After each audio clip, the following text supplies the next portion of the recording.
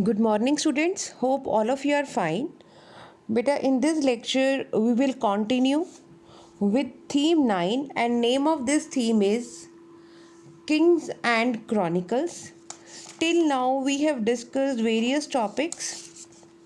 Like in previous lecture, we discussed about the Mughal courts and the title and gifts allotted in the Mughal court. And the today's topic is the imperial household. The term harem is frequently used to refer to the domestic world of the Mughals. It originates in the Persian word haram, meaning a sacred place. The Mughal household consisted of the emperor's wives and concubines, his near and distant relatives, mothers, step and foster mothers, sisters, daughters, daughter in laws, aunts, and children, and female servants and slaves. And these combinedly they were known as the harem. Polygamy was practiced widely in the Indian subcontinent, especially among the ruling groups. But a polygamy means to have more than one wife, and it was very much prominent in the Indian subcontinent, especially in the ruling groups. Both for the Rajput clans as well as the Mughals, marriage was a way of cementing political relationship and forging alliances. It means marriage was not only a social contract, it was the way to build new political relations also. The gift of territory was often accompanied by the gift of a daughter in marriage. This ensured a continuing hierarchical relationship between ruling groups. It was through the link of marriage and the relationship that developed as a result that the Mughals were able to form a vast kinship network that linked them to important groups and helped to hold a vast empire together. So, as we have read that there was the one ritual was there, that the gift of territory, it was accompanied by the gift of a daughter also. And even in this way there was the hierarchical relationship between the ruling groups. एक relation create हो जाता था different ruling groups में just because of this marriage relations. And even do you know just because of these marriage relation only that Mughals they were able to administer their so vast empire. As you know that these Mughal prince or Mughal emperor they just married into Rajputana also Rajput families and just to get their help. In the Mughal household, a distinction was maintained between wives who came from royal families and other wives, आगाज, who were not to noble birth. It means जो wives होती थी उसमें जो whosoever were from the royal family, they were known as the begums, and other wives those were known as the आगाज. The begums married after receiving huge amounts of cash and valuable as dower, जिसको बेटा Persian language में मेहर बोला जाता है या we can call it the dowry also. Naturally received a higher status and greater attention from their husbands than did agas. So, and the concubines, agacha or the lesser aga, occupied the lowest position in the hierarchy of females intimately related to royalty. They all received monthly allowances in cash, supplemented with gifts according to their status. It means जो begums थी who belong to the royal family, those wives get the higher allowances, monthly allowances, and who belong to the lower families, they received less amount. Means that allowances or gifts, those were according to their status. The lineage based family structure was not entirely static. The agha and the agacha could rise to the position of a begum depending on the husband's will. Means it was not static कि ऐसा नहीं था कि if any wife she is aga and she cannot become a begum. It means it depends on the ruler's will or the husband's will.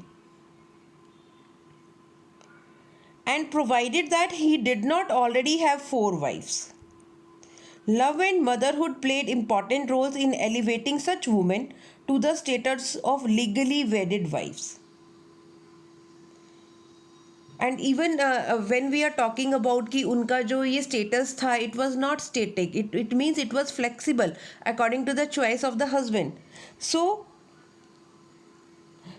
in that case, love and motherhood, it played very important roles just to rise their positions. Apart from wives, numerous male and female slaves populated the Mughal household. The tasks they performed varied from the most mundane to those requiring skills, tact and intelligence. Means जब हम बात कर रहे हैं ये Mughals household की, so numerous means a large number of male and female slaves were there and they performed the varied tasks. Those were the general tasks also as well as the specific tasks also. Slave Inuch Khwaja Sara moved between the external and internal life of the household as guards, servant and also as agents for women dabbling in commerce. After Noor Jahan, Mughal queens and princesses began to control significant financial resources. Like earlier we read कि these ladies they were getting the monthly allowances. But Noor Jahan, these Mughal queen, after Noor Jahan, these Mughal queens and princesses, they just started controlling the significant financial resources.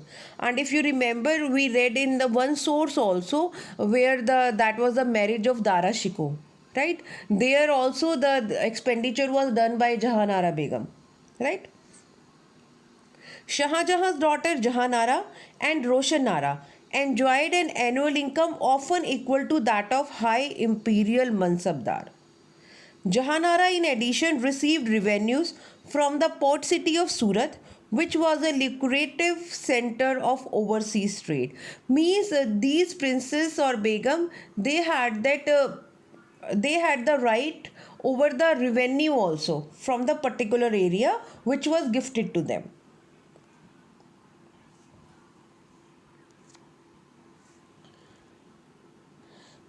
Control over resources enable important women of the Mughal household to commission buildings and gardens. Because as we have read, these Mughal ladies, they have the control over resources. That is why they just built up so many buildings and gardens also.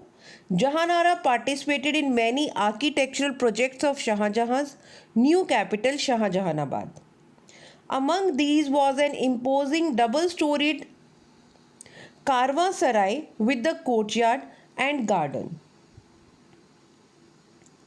The Bazaar of Chandni Chowk, the throbbing center of Shah Jahanabad, was designed by Jahanara. It means till that time now these princess or begum, they have the control over financial resources also, as well as they were taking interest in the architecture also. An interesting book giving us a glimpse into the domestic world of the Mughals is the Humayun Nama, written by Gulbadan Begum. It means in this Humayun Nama there is a glimpse of the domestic world of Mughal Empire. Gulbadan was the daughter of Babur, Humayun's sister and Akbar's aunt. Gulbadan could write fluently in Turkish and Persian. When Akbar commissioned Abul Fazl to write a history of his reign, he requested his aunt to record her memoirs of earlier times under Babur and Humayun for Abul Fazl to draw upon. Means he seeked help from Gulbadan Begum. What Gulbadan Begum wrote was no eulogy of the Mughal emperors. Rather, she described in great detail the conflicts and tensions among the princes and kings and the important mediating role elderly women of the family played in resolving some of these conflicts.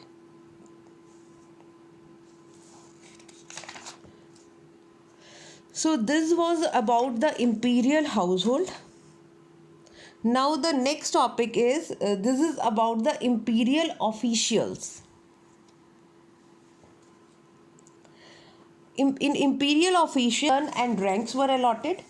Mughal chronicles, especially the Akbarnama, have bequeathed a vision of empire in which agency rests almost solely with the emperor. If we talk about the Mughal chronicles, especially the Akbarnama, it is written that basically all the agency it rests upon the emperor. Rest of the kingdom has been portrayed as following his. Yet, if we look more closely at the rich information these histories provide about the apparatus of the Mughal state, we may be able to understand the ways in which the imperial organization was dependent on several different institutions to be able to function effectively. It means there were various organs. By help of those organs, this empire was administrated. One important pillar of the Mughal state was its corps of officers, also referred to by historians collectively as the nobility. Means जो इनके ministers होते थे, जो officers होते थे, those were known as the nobility. They were the very strong pillar of Mughal empire. The nobility was recruited from diverse ethnic and religious group. जो ये nobility थे बेटा, ये जो ministers थे, they were from the different various groups.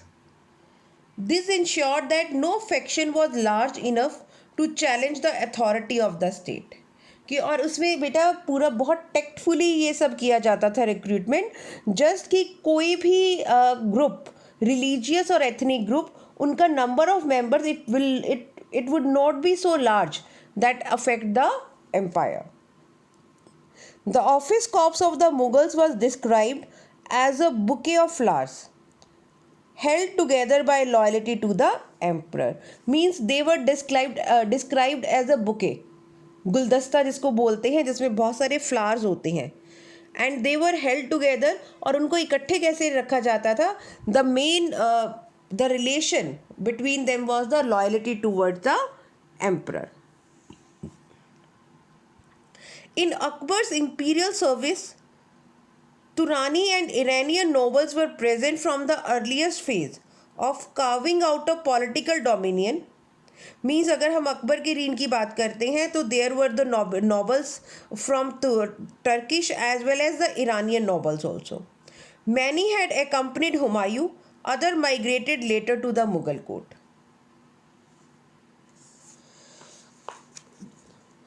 Two ruling groups of Indian origin entered the imperial service from 1560 onwards, the Rajput and the Indian Muslim. And these Indian Muslims, those were known as the Sheikh Jadas. The first to join was a Rajput chief, Raja Bharmal Kachwaha of Amber. If you remember that his daughter was known as Jodha or Harka Bai, and to whose daughter Akbar got married. He was the first Rajput ruler who joined with Akbar. Members of Hindu caste inclined towards education and accountancy were also promoted. A famous example being Akbar's finance minister Raja Todarmal, who belonged to the Khatri caste. Means if we see जो Hindu cast के लोग थे, they were very much inclined towards the education and accountancy. So that is why they were also recruited in Akbar courts as the finance minister also, like Raja Todarmal. And if you remember Raja Todarmal, he introduced a new system of land measurement also. And even Iranian gained high offices under Jahangir, whose politically influential queen Noor Jahan was an Iranian. क्योंकि जो जहांगीर की wife थी, she was an Iranian. So many Iranian people, they got very influential designation in Jahangir's court. So there were various reasons. And even Aurangzeb appointed Rajputs to high position, and under him the Marathas accounted for a sizable number within the body of officer. हम औरंगजेब के reign की बात कर रहे हैं बेटा यहाँ पर. So there also Maratha were also recruited, but in the very limited size. All holders of government offices held ranks, और जो रैंक्स होती थी in that Persian language it was known as mansabs, comprising two numerical designation: Jat, which was an indicator of position in the imperial hierarchy and the salary of the official, and Savar, which indicated the number of horsemen he was required to maintain in service. जो भी ये government officers थे उनकी ranks में दो चीज़ें होती थी. One was the Jat, that was the indicator of position or salary of the official, and other was the savar, that indicates the horseman कि वो कितनी आर्मी अपने अंडर रख रहे थे. In the 17th century, mansabdar of 1000 jat or above ranked as nobles. So जो मनसबदार्स होते थे जिनका 1000 जाट और इससे ज़्यादा का रैंक होता था, they were known as the nobles, और उनको क्या उमरा और या आमिर भी बोला जाता था. So beta, this was the topic for today about the imperial household and the imperial officials. So hope all of you have understood the topic. Thank you and have a nice day.